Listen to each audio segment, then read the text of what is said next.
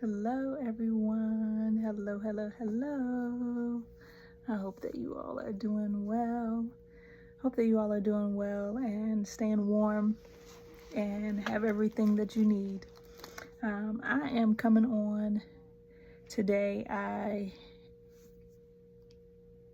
was getting ready. Today's a wash day.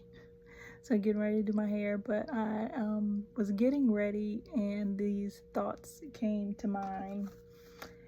And the thought that came to mind is you are what you eat. You are what you eat. And so I thought about that, even, just from a natural perspective of what you take in naturally, but then also like spiritually, spiritually, naturally, as far as what goes into your ears, what goes into your eyes, what you touch, taste, all of those things. And so that really just took me down a whole road of just different thoughts and reflections. And so I wanted to share this with you. And so this is Proverbs 4:23 came to mind. And so this says, guard your heart diligently, for from it flow the springs of life. Put away perversity from your mouth and keep devious lips far from you. Let your eyes look directly ahead and fix your gaze straight in front of you.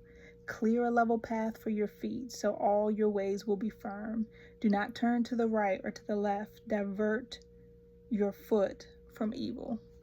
And so that really just stuck out to me. I'm going to give you a few more tips and then the point that just came to my mind, and the other one's for Philippians 4. And so just thinking, even like out of the abundance of the heart, the mouth speaks, that scripture and where that comes from, and just thinking of just the importance of guarding your heart. So I was a teenage mom, and a lot of what I experienced and went through came out of exposure at an early age to pornography, from guardians who should have been guarding the gates and protect them, but were having their own struggles. And so I was exposed as a young girl, and that led me down a long, windy, tangly road of exposure and just entanglement and promiscuity, and it just opens the doors for so many things. You talking about lies and deception and just manipulation. It goes deep. So for anyone who does not believe that, I can't be convinced otherwise. I've lived it, and I'm sure many of you probably have as well. And so by the grace of God, I am on the other side of that and have been able to come out all the way. And God's given me just a great, like a heightened sense. And so I am one who really is sensitive to guard my gates. And so I talked about how it can be natural and spiritual. And the thought that came to my mind was just how sometimes there can be a direct correlation to what you're ingesting and also what you're saying. So if you eat a lot of junk, like, you might be taking in a lot of junk thoughts, or you might be taking in a lot of junk content that then comes out your mouth as junk. So, which then forms your life. And so just being very mindful and guarding ourselves. And a lot of times, you hear people are like, oh, well, you so holy. Oh, well, you too much. You doing the most. No, this is your life. And so, like I said, I have seen firsthand how guarding and not guarding, just the impacts and the effects of it. So, want to definitely get that in your hearing for your covering and your protection. And so, me as a teenage, I was exposed to pornography, went down that long, windy road, and it was entanglement. And so then I also ended up when I was younger, was just had a lot of times where I was watching the Maury Show, and I don't know if anyone remembers the Maury Show, which just played on, and the scenario was pretty much always the same. You know, they're doing a paternity test, and whoever cheated, and somebody messed up, and whoever got the baby daddy, baby mama, like it was just a mess. And it was entertainment. It was drama. But little did I know, me ingesting that as a young girl, coming home from school, getting a snack after, maybe sitting down doing my homework, turning it on, letting it play. Little did I know, me ingesting that over and over and over and over again put me in position that I literally lived it out. Lived it out. I became a teen mom who was promiscuous to the point where I was even deceiving myself that I didn't know who the father was, because I was talking to two different guys at the same time. It was a mess. It was a mess. So no one can tell me that what you see, what you hear, the things that you allow to come in your gates can affect your life. So this is love. This is warning. This is even protection for if you already have gone down that road and you're like, okay, hey, I'm trying to backtrack now. I'm trying to, get it now. I'm trying to come out now. God will absolutely bring you out, and I am a complete testament and a witness to that. God will bring you completely out and keep you out, but you have to want to be kept. And so yes, so I was in the Maury Show, had that, completely derail. And in some ways, you would feel derail your life. But then also, I recognize the correlation between like R&B songs, not all, but the ones where they have the same line over and over again, where it is depressing and the guy left me and he cheated on me and my heart is broken and I'm so sad and I can't get over it, and I'm hurting. Like, you rehearse that, you repeat that, you sing that, you live that.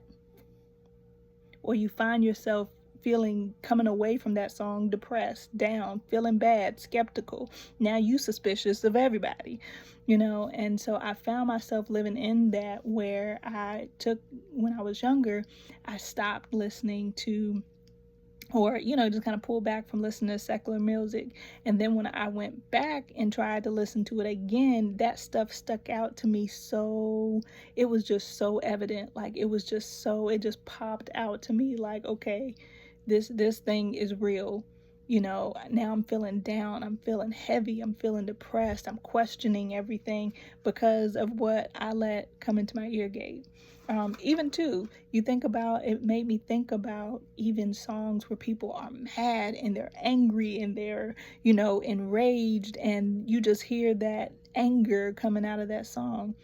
Most of the time when you come away from that song, what do you feel?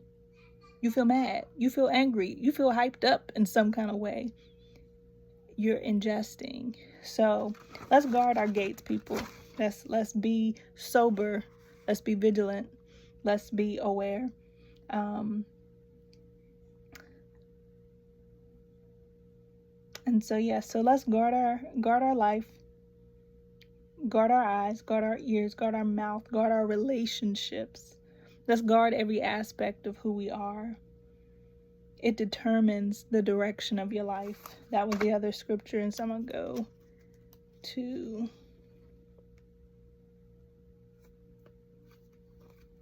Philippians 4. And so Philippians 4 and 6. Do not be anxious about anything, but in everything by prayer and petition with thanksgiving, let your requests be made known to God. And the shalom of God, which surpasses all understanding, will guard your hearts and your minds in Messiah Yeshua.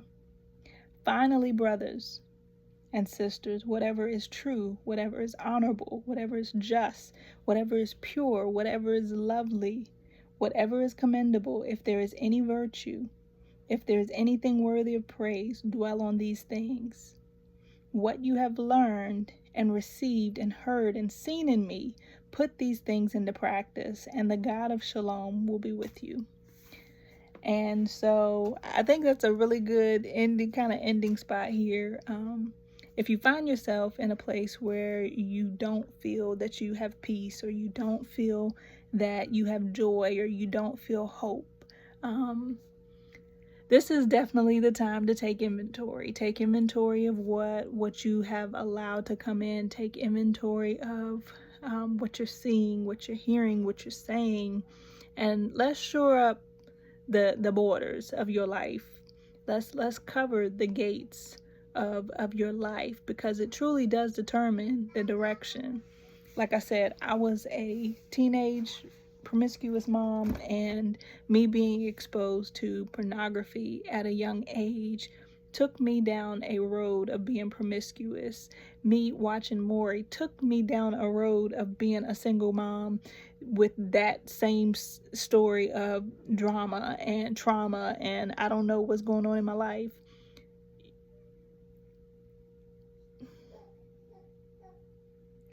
Guard your gates. Guard your gates. Guard your gates. For what you ingest, what you digest, what you receive, what you allow, and even in your circle, can determine the course of your life. There is hope. It's not doom and gloom, I promise you. But if you find yourself and you're not where you want to be, and you're not going the direction that you really, really want to go, allow God to course correct your life. Oh, he will, honey. Oh, he will, brother, sister. I don't want to just talk like I'm just talking to women, but I mean, he will course correct your life if you let him. But you got to let him. You got to let him. And you got to be open to the healing. You got to be open to the direction, the correction, the adjustment.